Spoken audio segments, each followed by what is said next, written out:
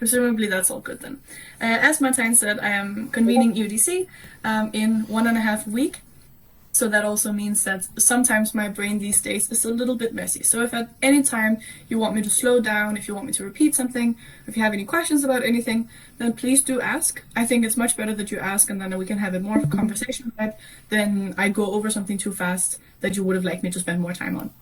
That being said, I have done one thing that is a little bit different for today, which is that Martha uploaded a really great video workshop about how to debate Denmark that they did in collaboration with the St. Andrews debating academy thing, and that's on our YouTube channel, which we also published today. Yay! So you can find that in there. That means that I'm not going to be covering the exact same things that Martha covered in their presentation, because I think that's a little less useful, and in case you've already seen that, then that wouldn't be super useful either. What I'm also not going to do is make it a complete part 2, so that means you don't have to have seen Martha's workshop in order for my workshop to make sense. So they'll be more complementary than they will be overlapping, and hopefully they'll be complementary on a horizontal basis rather than a vertical basis where you must have seen one to see the other one, if that makes sense. So if you want to hear more about Denmark after this, if you want more facts, figures about Denmark from textbook kind of vibes, then I recommend this workshop a lot. There's a lot of really good things in there that you can take from that. However, what I'm going to do today is focus mainly on culture, and that is to say what Denmark feels like to someone who lives in Denmark. So what are the everyday life things that we go through? What are the things we experience? Why and how is Denmark maybe different from other Nordic countries, other European countries, other countries outside of Europe as well? And hopefully I'll try to also make it easy for you guys to see where it's similar to the Netherlands and where it's not similar to the Netherlands. But I'm obviously not an expert on that, so you'll have to make those levels of analysis yourself as well. Cool, so that's how I'm going to do this. Talking about culture, talking about my point of departure, and literally just what it's like to live in Denmark. I hope that makes sense. I'm going to start in a very obvious place, if you know me at all, and that's on sports. So this is just a simple picture I've taken from when I'm at the stadium, and this is my team, the ones I support, and I think sports is a really great place to start when we talk about Denmark and culture overall, because sports is something that actually means quite a lot to us. I don't think we're a very competitive country by nature, so I think we find a few places where we pour our competitive energy into. I think a good example of this is to say, competitive debating is something that people find very new, scary, almost kind of weird, because it's not in our nature to do spelling bees or any of those type of competitive aspects for youth or for kids in that extent. But where we do pour it into is sports, and particularly football, which is our national sport. We have a very big and wide football scene, pretty similar to what I think you have in the Netherlands, although I will make a remark that I think our fan clubs are notorious also outside of Northern Europe and Western Europe, where they're probably more in comparison to Eastern European fan clubs to some extent. As you can see, this is just a regular home game for us, and this is what it looks like. And this is a suburban area in Denmark that has at least 20,000, probably 25,000, who meet up every Sunday or every other Sunday to watch a sport like this. So that's to say, sport is really big, football is really big. You'll have similar types of discussions on that, as you have with other football debates, that being multi-club ownership, fan involvement, fan culture, all of these things. One thing I find particularly interesting about my club is that we were recently bought by a multi-club owner, and the fans were so upset, that's what the banner is basically saying here, that they were really upset with the new owners, so they forced the new owners to negotiate a value agreement with them. That means that they compiled a lot of people together, they brought it to the new owners, and over the course of, I think, 6 months, they negotiated back and forth, and they ended up forcing the owners to sign a contract stating they wouldn't change fundamental things about the club, such as names, colors, volunteering aspects, how it works with the local environment or local community, and all of these things. This is a quite unique way to do things, and that's because in Denmark we have a very strong tradition for associations. So that is to say, we call it the association life. It's a big part of our civil society. It's a big part of how we as Danes spend our free time. I think majority of Danes will be member of some sort of club, whether it's sports or it's politics or it's something else. We all have a way that we organize ourselves in associations. And sports is obviously a big part of that because it's something we do growing up and then we bring it with us. But other types of association, sometimes it's a jack go out into the forest club or stuff like this. But these types of associations, because they're so ingrained, there's a lot of support systems in our culture for them.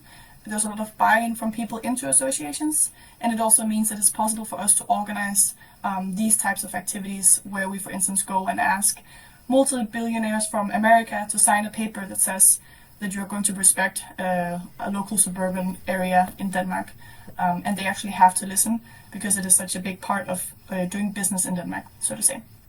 So that's the first note I wanted to make on sports in general and on football and how important that is to us. I think just for reference, other sports that really matter include tennis and badminton. There's a lot of the Olympic sports that we really like. We've never been good runners, but I think we're pretty good at rowing. And we invented handball. So if you like handball, you can thank us for that. If you don't like handball, I don't know, you can thank us for something else. But we literally invented the rules of the game. And I think we're also the most winning nation ever. The funny thing about handball versus football is that there's a little geographical divide. So if you know what Denmark looks like, the top of the peninsula on top of Germany, they play a lot of handball and they watch a lot of handball. And the island that has Copenhagen on it, where majority of people live, or maybe not majority, where a lot of people live, they watch a lot more football. So there's a slight geographical divide on that. And the last sport I think is relevant to mention right now is that we've also become a big cycling nation, especially in the last few years. And you might have known that Jonas Vingegaard won Tour de France. I can't even tell you when because I watched so little cycling, but recently.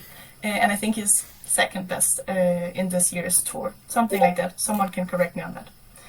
But football is big. That's the biggest takeaway from this. Second biggest takeaway should be that associations are equally really, really big and something that a lot of Danes care a lot about. Cool. That's briefly on sports. Different parts of culture now. I'm showing you a beautiful picture of a beautiful man, and this man is named Gilly. Gilly is the biggest Danish rapper. So I'm going to talk about music now for a little bit, because I think music is also a really fun way that we show how our culture is, how we integrate it with different types of other cultures, so to say. So Gilly is a little bit special because he is the Danish rapper who always tops the charts. He makes songs that have a lot of Spanish beats, it's a lot of rap music, it's hip hop, it's dance music, blah blah blah. You will definitely hear it. But he's special because he's the only Danish artist who actually always tops the charts. Beyond that, we listen exclusively almost to a lot of international and English music. We don't listen to a lot of Spanish music and a lot of other languages, but the typical top American charts is also what's popular in Denmark. And I think that's because we're just so used to consuming a lot of international culture, be it music, be it TV, and therefore I think this is a fun way of showing that some people do break through and they create a sustainable culture, and I think music and especially rap has been growing amongst the youth.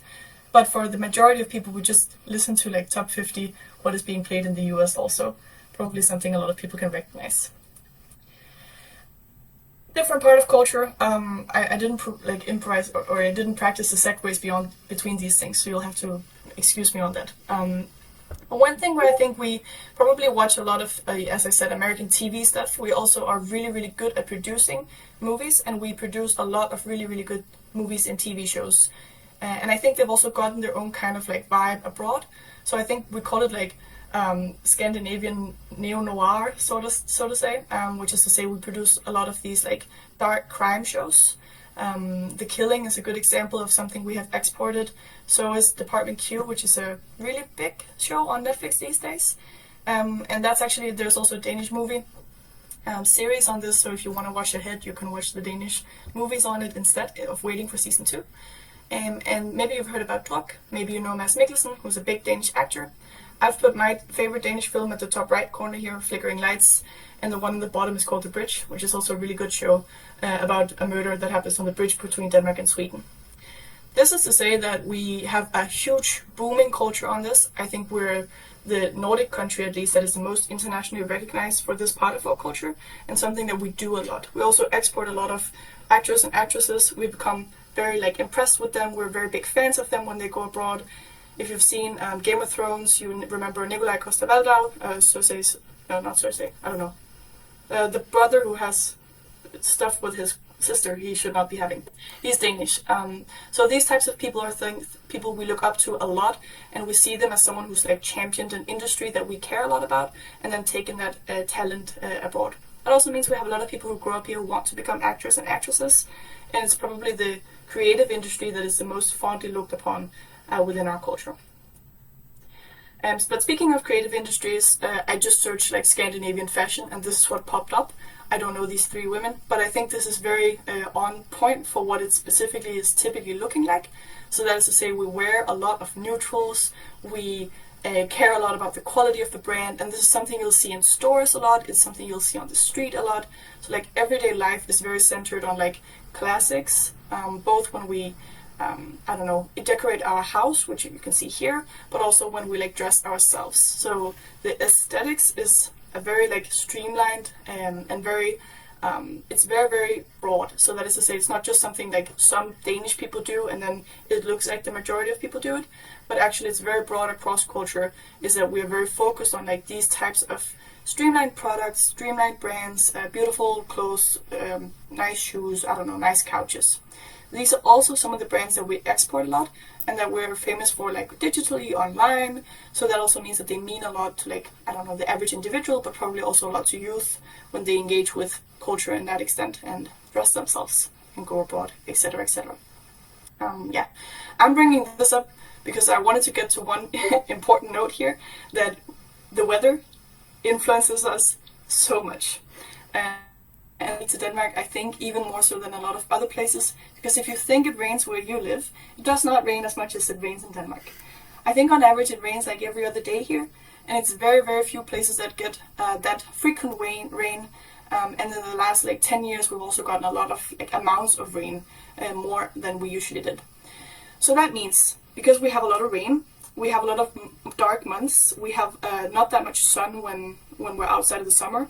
And as I said, like it gets dark quite early in the day. So in December it gets dark at like 4:30. We have therefore organized and designed our lives around how to make it nice to be at home. That means we watch good TV shows, or we decorate our homes really nicely, or we try to really care about those types of aspects. And we also like tag them all and call them hygge. So that's HYGGE, hygge. And this is like a cultural cornerstone for us. That means it is something that is cozy, it's typically indoors, it's typically with people, and it typically involves something to eat. And this is how every day is supposed to be for us. You probably go to work and you probably do like some sort of activity on the side, you have a hobby, you join an association, but at the end of the day, it's about how much hygge you can squeeze into your day so that you're not dependent on the sun, you're not dependent on feeling good outside, but so you can bring that comfort home with you. That's why we like draw on all these classics and the neutrals and the casual stuff that works in all types of weather, so to say. And there's a really famous, well, not famous, but there's a really well-used Danish expression that says that you don't have bad clothing or bad weather, you only have bad clothing. So we are expecting the weather to be bad, and we're organizing our lives around avoiding the rain, or at least like not letting the rain decide our lives, if that makes sense. Cool. And as I mentioned, there also often is food involved, and food is also something that's becoming quite big for us and a big part of our culture in recent times. I've chosen this picture. We can do this to check if if you guys can still hear me. But does anyone know where this is from? It's from a TV show. Is it The Bear? That's my one guess. Yes, it is from The Bear. That's a good guess. Whoever your voice, I can't see. So yes, it's from The Bear. There's a couple of episodes where the guy on the left, he travels to Copenhagen because when you're up-and-coming chef, you obviously have to go to Copenhagen. You have to understand the food culture and try the things out and live in that way. And the guy on the right is supposed to be working at, I think, at Noma, which is previously the best restaurant in the world for a couple of years in a row. And Noma is an abbreviation of Nordic food. So food in Danish is mad. So it's Nordisk mad, Noma. and that's where he goes amongst a lot of other places. If you're into the food culture, I highly recommend watching those episodes, because from there you get a little itinerary of what you should see in Copenhagen, what kind of things you should eat. Some of it is really fancy, but a lot of it is also just like a chicken sandwich, a hot dog, a special bakery, and it's a really good way to see how food is something that permeates especially Copenhagen, and it's like there's not a single corner where you cannot find something that people have really put in effort to make. That being said though, I think we all struggle a lot as Danes to define what Danish food is, but we all know that it means a lot to us. So we usually care a lot about like the quality ingredients, and we cook a lot more at home than a lot of other cultures do, especially a lot of the cultures like that are on similar income levels or have similar like GDP per capita. We cook more than them. Note the weather, the rain, inviting people to your house rather than going out. So there's a lot of cooking. But it's not to say that we have like tens and tens of different special Danish cuisines or like different types of things that we cook. We probably just evolve a lot and cook whatever we think is in season or whatever tastes good. So you're not, if you ask me and come to Copenhagen and ask, oh, what should I eat that is especially Danish? I might send you to an Italian place, I might send you to a Vietnamese place or a Thai place or something like that, because we have taken a lot from all over the world and just put it into the way that we do food here. So it matters a lot to us, but it's not something that we draw back on and say, oh, this is always Danish. Although we definitely are part of Potato Europe. And speaking of Potato Europe, this is a picture of beer, because with good food comes good drinks, and I think that's also something that we care a lot about. Probably also a little bit too much. So that is to say, we definitely drink more than we should. Especially the youth is notorious for drinking more than we ought to be drinking. That is beer, but it is also a lot of other things. So for to give some sort of level of what this looks like, the legal drinking age, if you're being served somewhere, is 18. You can buy beer when you are 16. You can buy hard liquor when you're 18, but they obviously make it so that you can buy a lot of things that feel like hard liquor even if you're not 18. In Sweden, for instance, you might have heard of Systembolaget, which is the enemy to any Danish tourist in Sweden. Systembolaget is that they have very few stores that are able to sell alcohol, and they cannot sell it after a certain point in the evening. This, when Danes go and travel to places that do this, and I've been in a lot of places where you cannot buy a vodka at, I don't know, 10 p.m. or something like this, it's shocking to us. It's like we feel violated. We feel as if someone has stripped me of my right to speak up against the government or like something like this. It feels very, very ingrained in us. It should always be able to access alcohol. You should be able to access it freely. You're always allowed to drink on the street. You can drink at home at any age. There's a lot of parents that encourage that you drink with them so that they know that you learn to drink responsibly. Probably doesn't happen as much as they would like it to, but that's the intent of these things. So that is to say, alcohol is a big part of our lives. I think it is also a big part of growing up in Denmark, because we have a lot. Ask a question about this? Absolutely. Because how is the politics around this? Like, is the government trying to reduce the alcohol levels? Because for me, Copenhagen seems like one of the countries where alcohol is very expensive and like regulated a lot to not enforce drinking. But if I hear you, that's not the right assumption, I guess.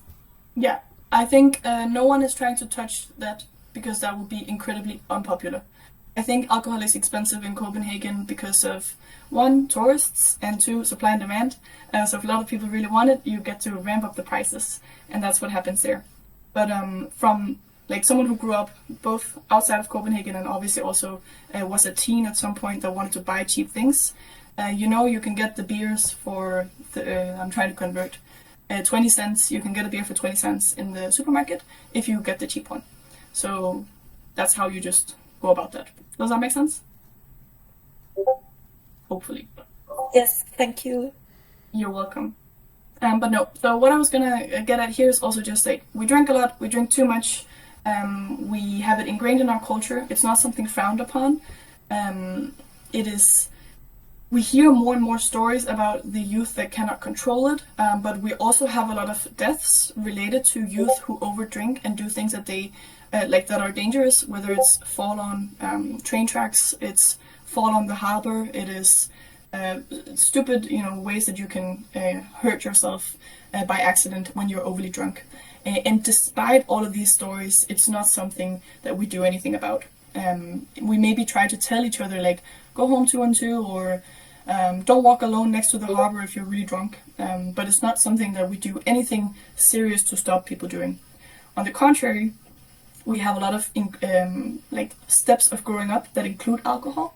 So for instance, when we get confirmed in church, as you may know, we are a Protestant country, but we're not super religious. So for us, any religious activity is also a wonderful excuse to get together, have a lot of hygge and probably good food, probably also drinks. But when kids get confirmed, they have a day of partying, and that's typically a day where they also do a day of drinking. And similarly, when we graduate from high school, we get on an open bus, so it's like a big truck with that you can like see out of, so there are no sides or like no windows sort of thing in the bus, and you drive around the city and you drink all day, and then you do a stop at each every student's house. And this is like something we celebrate. So we drive after them, we honk at them, we wave at them, they play crazy music, and they drink all day. And the goal is to get through like a unit a day, or a unit an hour basically. So presumably if they're good at the game, they drink 24 beers in that day, which is a lot for a 19-year-old who just graduated high school, but nonetheless something that is tradition and something we never frown upon but just accept as part of our culture. I hope that goes a little bit deeper into what drinking culture looks like, but I add one last layer of analysis, which maybe some of you recognize, is if you grow up outside of a city and there's not a lot to do in your community, getting together over drinking, especially if you're a young teen or like a young adult, is definitely a big part of what it is to grow up in Denmark also. And we have also made sports surrounding this, because yeah, as I said, sports, we like them. Awesome. So that's it on drinking and how that ties together. This sounds a little bit sad overall, but I think I also wanted to tie to a positive note, which is partying more in general, which doesn't necessarily have to involve drinking, but in many instances does. This is a picture from a festival in Denmark. This is the biggest festival in the Nordics, where we gather around 100,000 participants, as far as I remember. I think we can do 80,000 per day, but 100,000 total when we're at capacity. And this is something that is widely spread in Denmark. So this is the biggest one we have, but we have probably like 15 big festivals over the summer. They all have big international names. They're all really well visited. They all have different vibes and cultures. In June each year, we also have 3 days in Copenhagen where they play techno music in the streets. And everyone who lives on those streets hate it, but it's a great excuse to go party and drink in the streets of Copenhagen. And the fun thing about this is also that I think it shows how we're very, very good at when there is an event, we go to it and we bring people together of all ages, so that there's a lot of cohesion, or a lot of events that attract both youth and adults and elderly people and bring them together. And one thing that's particularly interesting about festivals is when they happen, there's a lot of police present. And I think the number one activity for police at these types of events is to take pictures with drunk people. Because drunk people really like to take pictures with the police, because we have a presumption or like assumption that the police is just friendly people, and if you can drink a beer standing next to the police guy and he smiles and holds your beer, or maybe he holds your beer bong or something, like these types of pictures happen every year, all the time. There's a lot of them because the culture is so casual amongst authority figures. And I think festivals is especially a place where we see that authority figures are there to like help us and take care of us, but they're not there to like punish us, and we're not afraid of them to that extent. I hope that also makes sense. Yes, please. So generally, police is seen as approachable, not just when you're drunk, right? Yeah, definitely. There's obviously the note that I am not someone that the police would, from the way that I look, drive after if I was just driving along in my car. I have talked to friends of different origins, like ethnic origins, where they say like if they're driving in certain streets in certain cars, the police look at them in different ways, and maybe they get pulled over more often than others. But it's very rare, and I don't think I have any memory of this, that we have incidents of police officers overstepping in ways that you have in a lot of other countries. So generally speaking, we do have a lower the what's it called? The power distance is quite low in our culture, and that is also reflected in how we see law enforcement. Cool. I hope that makes sense. Yeah, one last question. So, Yeah. I know in Norway, police are generally unarmed. Is that the same in Denmark? Yes, but it varies a little bit. But the big difference is if I go to like Southern Europe on vacation and you see those like armed, almost military men with like big guns, that is so strange to me because I've never seen that in Denmark. So I've never seen anyone with a big gun. I've seen people who, like police officers who were armed, but it's not all police officers, and it's never more than like, yeah, that size gun. Okay. Any other questions on this? Police or power distance or authority figures in general? Not about the police, but I have a little question about partying and that kind of culture.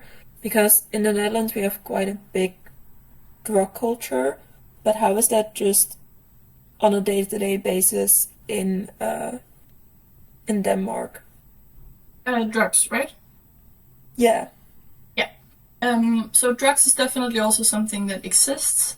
I think it is something that we typically see as it's a class thing a lot of the time. So that is to say, we make fun of northern Copenhagen to be a lot of cocaine because that's where the rich kids live, so they buy a lot of cocaine. And then you have south of Copenhagen where the poor kids live, but they sell the cocaine to the rich people north of Copenhagen. So you have a distribution circle of cocaine from the rich and from the poorer neighborhoods to the richer neighborhoods. So that's on that in particular. We probably have party drugs in the same way that a lot of other cultures do, or a lot of other big cities or countries, etc. What we do not have are as many scandals as you, for instance, have in France right now with the syringes. Not something we see or hear about at all. We rarely hear about drug rapes or anything of that sort either. I think to that extent then the most normal drugs that are in circulation are probably cocaine and different variations of weed. And I think weed is something that, or hash or whatever we should call it, is something that is talked about quite a lot, and is something that is discussed, and especially something that is it's illegal to have more on you than a certain amount. Like you can have a very tiny bit before it is illegal.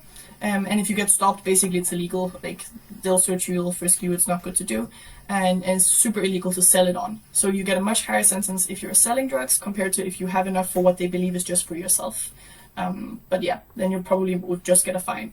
So we do have it, and it's something that we have talked about, and especially something we've looked to the Netherlands to see, like, oh, is there ways of legalizing this that would be interesting for us? Yeah, that's on drugs. Maybe it's not my area of expertise. I think that's a good thing. But that also probably just goes to show what the average individual knows about this is something along the lines of what you heard now. Awesome. I had one last... You're welcome. I had one last point to make about the festivals and like the party culture and these types of things on low hierarchy and all, which was to say that a lot of youth, they tend to take a gap year. And we have certain terms for this. Also, we call it like sabbatical, and it's so normal to do that if you start university and you're at the age where you would not have taken a gap year, you are most likely to be the youngest person in your class. So that is to say, if you go to like higher education, such as like a bachelor or university, anything of that sorts, 95% of your classmates will have taken at least one sabbatical. Many will have taken more than one. And I think that is also because we have such a relatively loose culture where it's not supposedly, or it's not, sorry, the English is tricky because the brain is full of UDC words. It's not asked of you that you go straight from A to B to C to D in a straight line, because the system is so little focused on power and like those types of dynamics, and it's more about, having a nice time, having a good day, avoiding the rain, having a beer, eating good food. Like this type of slow, casual, good life is also what is being passed down to younger generations, and then something that is reinforced through that gap year, where many kids either, I think they do one of three things. Either they travel to Asia or South America, or they work in an industry that they want to test out, so like a creative field, or they want to do an internship somewhere because they need the grades, need a booster to get into uni or something, or they do what's that called? It's like it's like a boarding school but for adults. I don't know if that makes sense, but you go somewhere, you live there, and you do like fun classes on fun things. Boarding school is not fun, but imagine that it was, and then you do like that type of thing for a couple of months. And that's also really, really normal for people to do. So that's on the path from youth to adulthood, through education, through partying, relaxed expectations, and a lot of traveling for a lot of young people. Yeah. Awesome. Laura, can I ask something on the power structure thing? Yes, please. This is Dan, by the way. Hi. I was wondering to what degree they also transcend to like informal power structures, such as families. I think they transcend quite a lot. I think there might be some that are more conservative in power structures, like in families and in like similar types of circles where you have patriarchal structures. But largely speaking, they will be very flat even there. And you also don't have a lot of what's typically goes hand in hand with these types of very patriarchal power structures is women who are housewives. You don't have a lot of that. Like it's very unheard of. I don't know maybe one person in my circle of friends, and of all Danes that I know who have this type of setup. It's not very common to have very high power balances within families or small jobs or anything of that sort either. But yeah, this picture was to say that I wanted to zoom out a little bit and talk more about like the state of Denmark. Not as in there's something rotten in the state of Denmark, but just like what does the state actually do? What are a few tenets that are nice to know about, given this way that we do culture, to have fun, to avoid the rain, to have a good time, drink beer, etc. We are a welfare system, welfare state with all caps, I think. Not even just a big W, but like all caps all the way through that. The parties that we have in government, I like to call them all social democratic parties. We have the biggest party is typically the Social Democrats, and then you'll have the people who pretend to oppose them. And even though they obviously oppose them on some levels, we very rarely have parties that are differing ideologically large scale. That is to say, the most right-wing party we have, in terms of like economic right-wing, they are not even like actually economically liberal. They pretend that they are, but they still want a lot of welfare things. So they don't want a minimal state, they just want a smaller state than what we already have. And similar to the, like, all the way to the left, as you can imagine, then the entire political spectrum is more towards the left, especially on like economic policy. And then that also means that the distance between the utmost right wing and utmost left wing on economic policy is not as big as it is in other instances. And because we have a multi-party system, like the little steps that you take in between each party is also not very, very big. Laura. Is there a question? Yeah. Yeah. Hi, this is Martijn. I had a question. I talked to my mom today, and she was like pretty big on, there's very strict immigration policy within Denmark. To what extent is that true? Or are you getting there? Yeah, I'm getting there. Because economic policy is where we don't differ. Welfare system is where we don't differ. And before I get to immigration policy, let me just flag a few tenets of the welfare system. One being free education, second being free healthcare. It's also things like all libraries and stuff like this is free. I say free education, I should say we get paid to study. So you, as a student above the year of 18, get paid quite a lot to study any type of degree. And you can study at university for 6 years and get funding for all 6 years, even though a full university degree is only 5 years in length. So that is because they also are aware that, it's quite normal to take a break, postpone a semester, etc., etc. So that's the extent of the welfare system. One interesting tenet of the welfare system is that we don't have an official minimum wage because we are so based on unions also. So the unions are free to negotiate minimum wages, and we, generally speaking, don't believe that politicians should be setting minimum wages, but we believe this should be done through unions in collaboration with the workers. So that's the way that our welfare system works. Now, where we do disagree quite a lot, and where we do have different types of ways of seeing things is on things like immigration. It is on things such as like climate. I'll pause those two things for now and come back to them at the end. I hope that's okay. And then we'll see if Martine's mom is, how right she is at the end of that. Yeah, because I did have a few more things just to say about like the state of Denmark overall, which is, I think one of them is a funny thing that I have noticed about myself. If anyone has like spoken debate competitions with me or against me or been on CA panels with me, is that once in a while I find myself having like a Denmark moment, which is when I don't think the motion makes sense because I'm so used to like how things are in Denmark. I'm like, I don't think this works. And then I talk to my speaking partner or whoever I'm talking about the debate with, and then they don't understand what I mean because it's so different to them. So for instance, this often about like privatizing healthcare is something that I need to like turn my head around. But we also have a lot of state-owned things that aren't typically state-owned in other countries. This includes we having like the biggest gambling company in Denmark is state-owned, and the profit is then put forward into associations again. So whatever profit comes from that gambling company is also profits that are divided into smaller types of associations that have nothing to do with gambling, but where they just put the profits. And we like our railways are state-owned. I think that's also interesting. And then one thing that is not state-owned but also quite special is we have one law firm that does all of like stuff for the state. So one private company that has basically monopoly on doing that type of work for the state, not in regards to like what's it called, criminal trials, but anything else that the state is involved with is one law firm that does that. Yeah. Was there a question or? Oh, good. Okay. That is to say then, lots of welfare systems, lots of way that the Danish state is quite big and politics is therefore probably also quite ingrained in our lives. I think that also means that quite often it's very easy to engage in politics here. So that means we have a lot of like local political associations that you join. It's a very, very short path if you live in a smaller city to be politically active and to be elected into your municipal political council thing. If you've seen Modern Family, for instance, and you've seen Claire run for city council, her path there is like harder and bigger.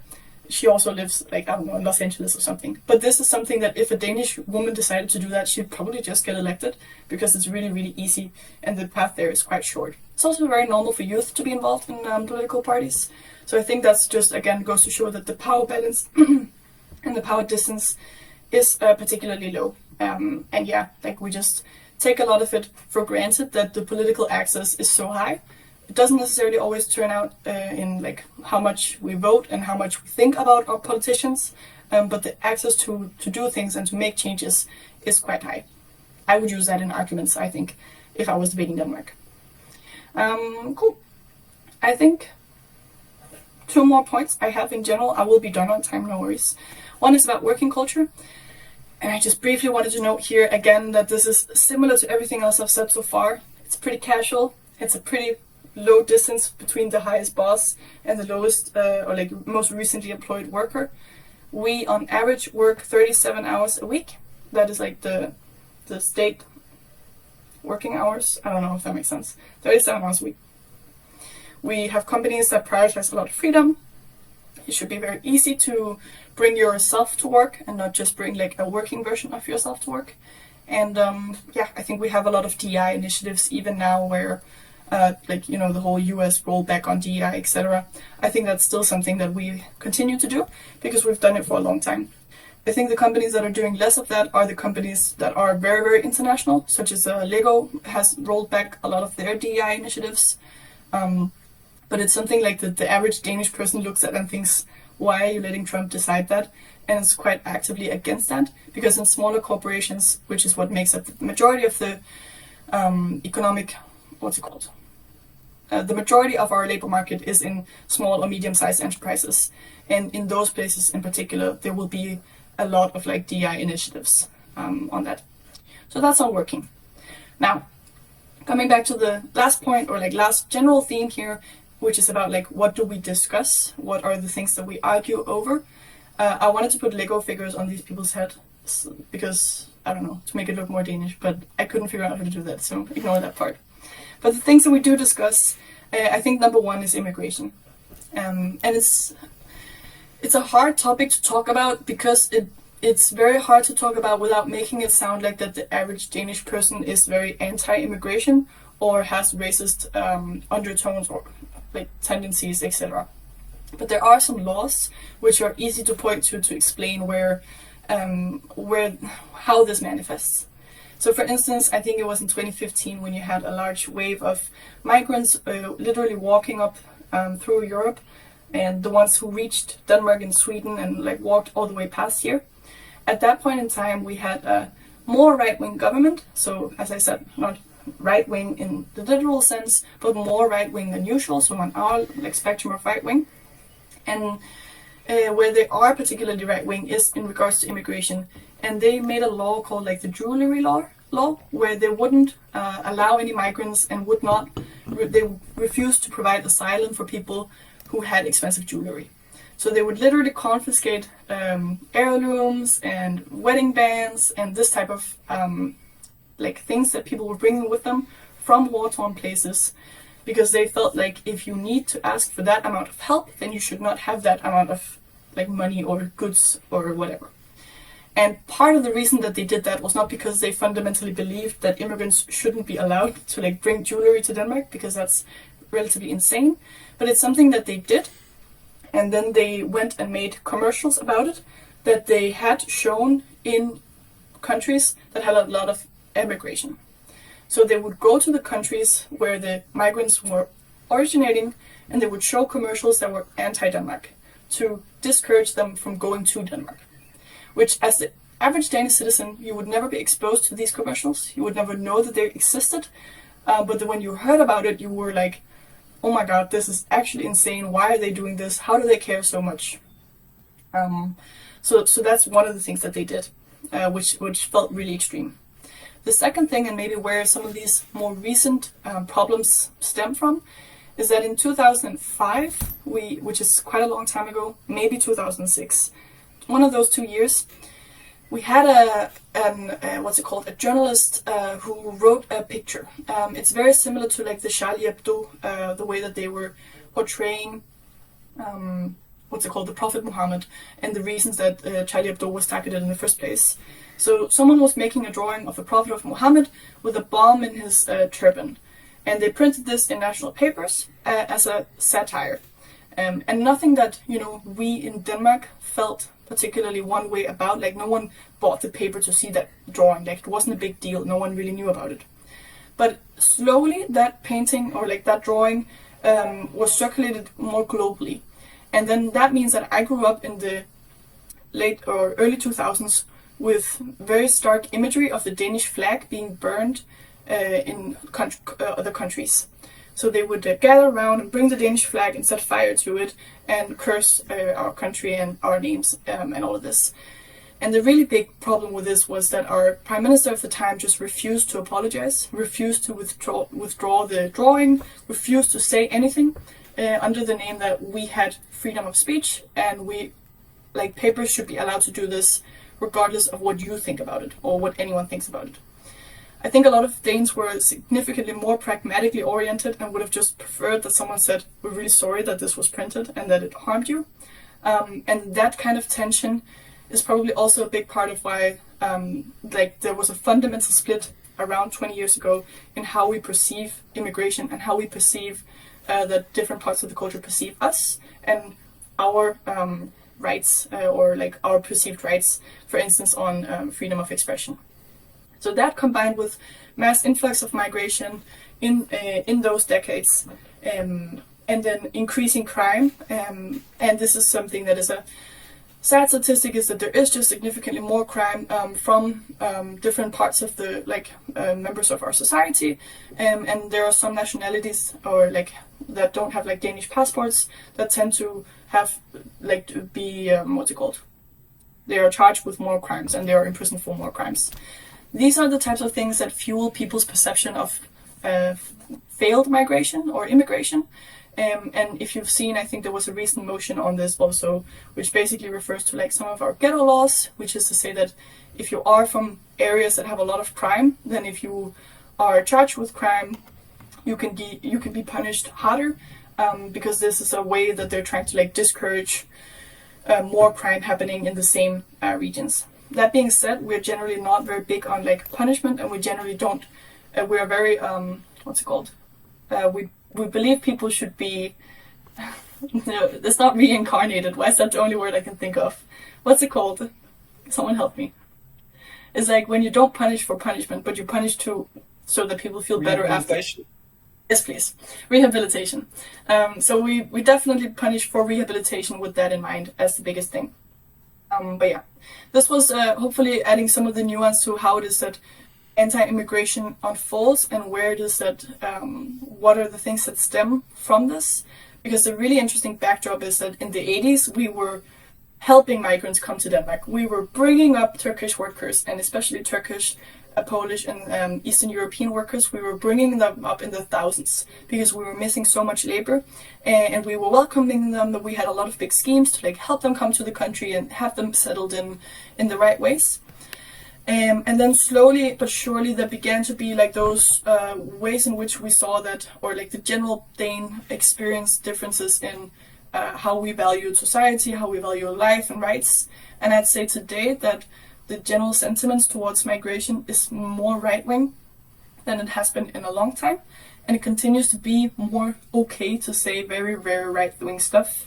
And you have some parties in parliament that more or less exclusively talk about anti-immigration as things that they care a lot about. So that means then even more the central parties, they drag a little to the right on this because, you know, like voter capturing behavior or voter seeking behavior. When the most right-wing people do this, you need to, if you're a little bit to the left, you try to capture more of that audience by moving that way. And that's definitely what we're seeing in this case also. I'm trying to think if there's anything else I can say on immigration. I think the final point ought be that compared to Sweden and Norway, we have a lot of non-politically correct ways to talk about this. So that also means that the worst feelings and thoughts are probably being expressed by the politicians themselves. So they're probably written about in the papers, and they're not very like under the surface, but they're quite well known. Whether or not it's a preference to have societies that are suppressing that voice or letting that voice be known and something you can pinpoint, I don't know what's better, but that's definitely where we're considerably different from Sweden, which is more politically correct in the types of like narratives that they allow to be brought up in that way. Yeah. Are there any questions on immigration or these sentiments? Not on immigration, but on crime. So Sweden in like the last decade or so has had a large problem with like increasing gangs or increasing gang violence. I know it's transferred to a certain degree to Norway. To what extent has it transferred to Denmark? Yeah, so not to the same extent. We do have gangs, but if you think about like Malmö is very, very different compared to Copenhagen on this. So we definitely don't have as much, and they don't translate as much and bleed through as much. And the Danish politicians would say that's because they're better at combating the bad stuff, because the anti-immigration stuff that they're doing is working. Yeah. That's on gangs. Any other questions on this? I had a question, or more my mom had a question. Are there like specific groups that are very represented in like immigration numbers? Because all of this sounds very similar to the Netherlands. So I was just wondering, we have like a massive amount of people from Turkey and Morocco specifically, which then are, for historic reasons, overrepresented in the immigration numbers. And the second question was probably, to what extent are they actually integrate, or are there more within Denmark, more communities where all of these same groups of immigrants cluster together? Because that's also what you see in the Netherlands.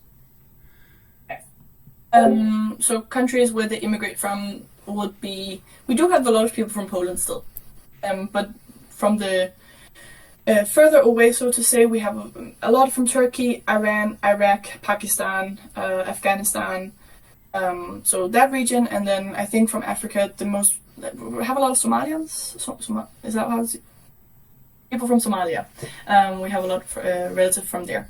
So I think those are the types of statistics that we hear. Not they group together or cluster geographically. The answer is probably yes. It is probably yes. Also Bosnians. We had a lot of Bosnians that came up when there was the war in the 90s, and we still have a large like Bosnian and Croatian community here. They do cluster, so I think interestingly enough, Copenhagen has a huge amount of people who are not ethnically Danish, or who like didn't grow up with a Danish passport. So there's also a lot of, and that's interesting because if you don't have a Danish passport, you cannot vote for the national election. You can vote for your local elections, but not for the national ones. So maybe that's also why I think they say upwards of 10% of citizens in Denmark are not allowed to vote in the national elections, which could potentially skew national governments, right, even more, towards less anti-immigration policies, presumably. So they cluster in big cities, especially in Copenhagen, but then they also cluster west of Copenhagen. So where I grew up, for instance, we have a very fun statistics in our favor, which is that we're the first municipality in Denmark that had more people who were not ethnically Danish than we had people who were ethnically Danish. But we were the first, and we're still the only place where that has happened yet. So, and I should note that when I have people like debate friends who visit the country and they look around, they still think we're quite homogenous to look at. So it's not super evident in like, I don't know, for some people it's not something you see a lot in the street, and it doesn't feel as if people are from as multicultural or multi-ethnically diverse as they probably are statistically. It doesn't really feel that way all the time, I think, to foreigners who visit. Anything else on foreign policies? Because otherwise I wanted to mention two last things. 3 quick things in terms of what we talk about in Denmark and what matters to us right now. There's a lot of political talk about Israel and Palestine. I think it's relevant for you to know that the general sentiment of political parties is very pro-Israel, and there's a lot of statements from our Prime Minister who is quite supportive of Israel and their right to self-defend, etc., etc. So that's where politicians lie on this. I think more broadly in society, there's probably more tendencies, especially amongst youth, to be more pro-Palestinian, and there have been a lot of pro-Palestinian protests. Nothing violent and nothing like extraordinary compared to what you've seen in other places, but just to say this is something that is discussed and where there is a split in society on a lot of metrics. The second thing I wanted to note, and this is like super random, drops of knowledge. Denmark is a quite sexually liberated or liberal country to a large extent. There's a few examples of this that are just relevant for you to know. Probably ties back to our drinking and partying and our lax culture overall. But we were the first country in the world to wed a gay couple in, at the municipality. So we're the first to do that. Also the first country in the world to legalize pornography. And then it's also legal, like prostitution is legal. It's not legal to pimp anyone out. Is that how you say it in English, like properly? I don't know. But it is legal to be a prostitute. So these are all like ways in which you can see like sexual liberation in policies, but I think it's also something that translates quite heavily to dating culture, to youth, and just to like how we perceive sex overall in culture. Cool. The final thing I wanted to note was a fun fact, which is during COVID, one of our biggest talking points beyond like just lockdowns and all of this was that our mink population got COVID. So like the little animals that you kill for their fur, they got COVID, and they got a strain of COVID that we didn't know what would happen with. So in the middle of the COVID crisis, our mink get COVID, and the Prime Minister therefore orders all mink to be killed. Which is not funny, and like it's really sad if you think about it from like the animal welfare perspective. What happened in the aftermath of this, after all the mink were killed, because they were, is that farming, agriculture, all of these groups of people were reimbursed in the billions. They were reimbursed beyond what mink were ever worth, and they just kept getting more and more mink money, and we've called it like the mink scandal. So it's been a bigger problem since COVID, and something we've talked more about, almost more than we actually talked about COVID when it was happening. So COVID was a thing, but mink were an even bigger thing. And I think if the final note on this, because I'm slightly running out of time, ought be that farming and the farming lobby is really big, and we have a lot of land that is used for farming. We have a lot of as I said, like farming companies and lobby groups that have a huge amount of power in Parliament. This shapes a lot of what we do in regards to the climate. It also shapes a lot of what we do in regards to what we can and cannot do in the EU. So that's a big part of things. It's a large thing in terms of exports, and it's a large thing in terms of area of land, but the amount of people who work in farming is actually not very big. So on that scale, it's maybe a little distorted, and something that the average person outside of farming probably feels some sort of negative way about. I think it's very common for Copenhageners to feel angry at the farming lobby and farmers overall. Yeah, I think that's what I had for today. If you have any questions, I would be super happy to hear them. I can now see myself again, and I can now see you also a bit. This is it on culture and these types of things. If you want to talk about anything else, or if you have any questions now or later, please do ask. Otherwise, I'll say one thing, which is that I know this was a little all over the place and takes, draws on a lot of different corners of what everyday life looks like. I wanted to do that just to give you a little feeling of what it actually feels like to be in Danish. And that also means more talk, fewer numbers, fewer statistics, etc., etc. But you can get a lot of that supplemented in Martha's workshop as well. So hopefully these two go together as a nice dynamic duo, which me and Martha always try to be. Awesome. Are there any questions at the end of this? I have another question, but it might be covered in Martha's workshop, but it's more on the economic side of industries that are important for Denmark, because I heard that the majority of the economy, or like the sales of Ozempic, is now bigger than the entirety of the economy of Denmark. Is that true? And to what extent, how big is big pharmaceuticals within Denmark? Yeah, it's a great question. I don't know the exact market value of Ozempic at the moment, but I do know that Ozempic is, and Wegovy, which is produced by Novo Nordisk. So basically, the company also invented, what's it called? Like insulin and all of these things. So it's a big pharma company. This is what drives the economy forward. When it's good for Novo Nordisk, the Danish government is happy, Danish citizens feel good, no cuts in welfare. When it's bad for Novo Nordisk, we feel bad. A comparison that's nice to make here is that Copenhagen University, 50% of their budget comes from Novo Nordisk sponsorships. This is not something that the average student knows. This is something you have to search through their budgets to understand. So big pharma is very ingrained in our society. They get a lot of favors. You might know about Danish tax rates being incredibly high, probably the highest in the world at many times. And corporate tax is also high at 25% flat.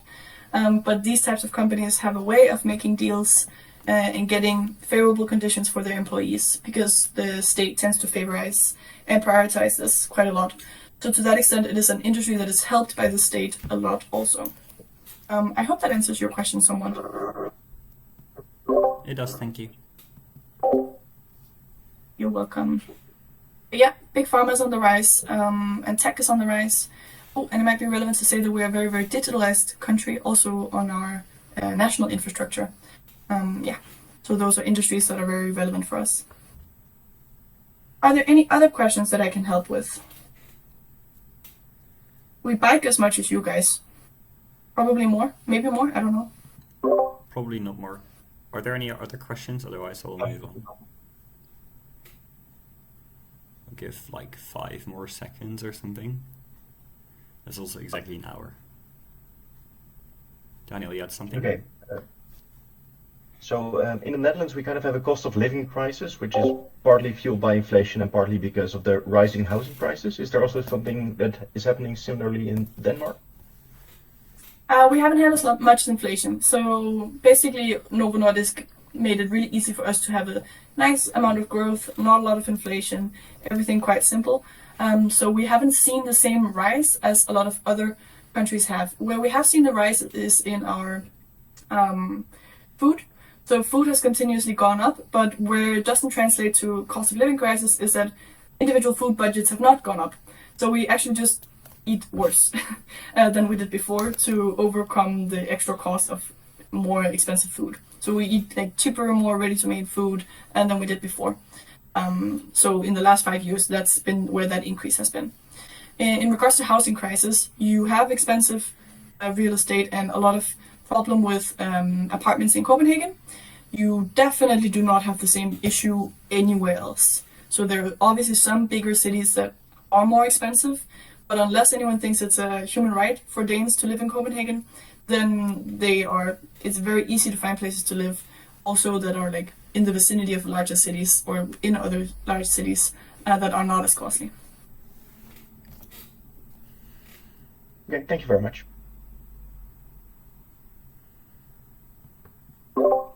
Awesome. I hope otherwise you all have access to find me somewhere on Facebook. You can just send me a text if you have a question about Denmark.